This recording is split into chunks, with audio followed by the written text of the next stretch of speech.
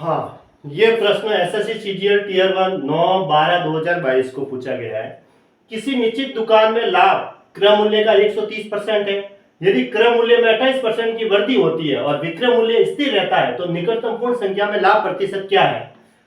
किसी निश्चित दुकान में जो लाभ है ना, वो क्या कह रहा है? क्रय मूल्य का 130% है। क्रय मूल्य का की जगह गुणा का निशान और 130% यानी 130/100।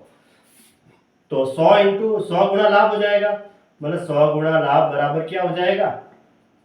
क्रय मूल्य गुणा 130। ये 100 मैंने यहां लिख दिया, गुणा में आ जाएगा, नीचे तो यहां ऊपर आ जाएगा गुणा में। अब देखो, क्रय मूल्य तो होगा लाभ का गुणांक और लाभ होगा क्रय मूल्य का गुणांक। क्रय मूल्य जो है, क्रय मूल्य कितना आया? 100 और लाभ कितना हुआ? लाभ हुआ 130 का। अब ये कह रहा है कि क्रय मूल्य में यहां तक हो गया कि भाई लाभ क्रय मूल्य का 130% है, सॉल्व कर दिया हमने यहां तक। यदि क्रय मूल्य में 28% की वृद्धि हो जाए, ये जो नया क्रय मूल्य निकालो, नया क्रय मूल्य कितना हो जाएगा? पहले जो क्रय मूल्य दे रखा था 100, उसमें 28% बढ़ा दो। ये कह रहा है कि क्रय मूल्य में 28% की वृद्धि हो जाए। क्रय मूल्य पहले 100 था, उसमें अब क्या करेंगे? 28% बढ़ाएंगे तो 128/100, यानी कि अब नया क्रय मूल्य क्या आ जाएगा? 128 आ जाएगा, ये नया क्रय मूल्य। और विक्रय मूल्य स्थिर रहता है। अब विक्रय मूल्य पहले कितना था? देखो, यहां से हम विक्रय मूल्य निकाल सकते थे। क्या था विक्रय मूल्य? कितना था?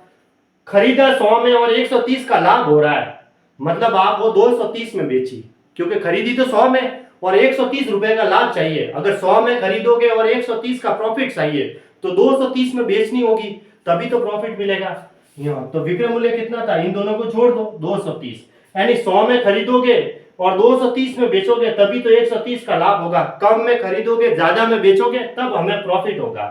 तो विक्रय मूल्य तो स्थिर रखना है, ऐसा कैसा? और क्रय मूल्य है वो 28% बढ़ा दिया। तो क्या कह रहा है कि यदि क्रय मूल्य में 28% की वृद्धि होती है और विक्रय मूल्य स्थिर रहता है तो निकटतम पूर्ण संख्या में लाभ प्रतिशत क्या है? अब लाभ प्रतिशत बताना है, तो लाभ प्रतिशत निकालने के लिए लाभ बटा क्रय मूल्य होता है। तो लाभ कितने का हुआ? 200। देखो, 128 में तो खरीदी और 230 में बेची, क्योंकि नया क्रय मूल्य ये है और विक्रय मूल्य स्थिर रखना है। तो इन दोनों पे देखो, तो लाभ तो हो गया 230 माइनस 128 बटा क्रय मूल्य कितना होगा? लाभ बटा क्रय मूल्य होता है 128 और गुणा में 100। प्रतिशत लाभ की गणना और गणना है वो क्रय मूल्य पे की जाती है, प्रतिशत हानि की गणना भी क्रय मूल्य पे की जाती है।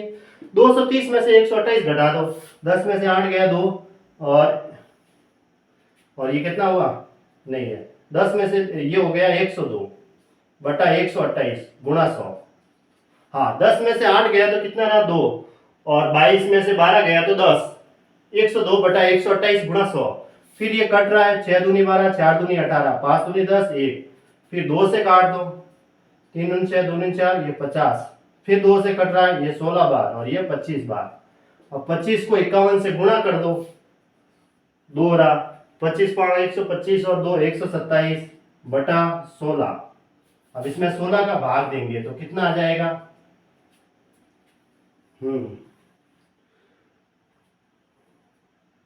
हाँ, 112 आ जाएगा, यानी 79 पॉइंट आ जाएगा 68। लगभग 80% है जो प्रॉफिट हुआ। 80% क्या है? ऑप्शन डी सही है। यहाँ 70, इसका इसमें भाग देंगे तो 79.68 आ जाएगा।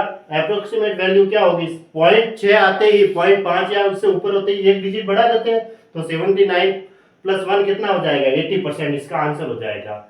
अब देखो, इसमें से ये माइनस किया तो 10 में से 8 गया 2 और 22 में से 12 गया 10, और ये था हमें प्रतिशत लाभ बराबर होता है विक्रय। देखो, लाभ कितने का हुआ? क्रय मूल्य खरीदा इतने में और बेचा इतने में, तो 230 में से 128 माइनस करेंगे, लाभ बटा क्रय मूल्य 128 गुणा 100, तो ये आ जाएगा 80%।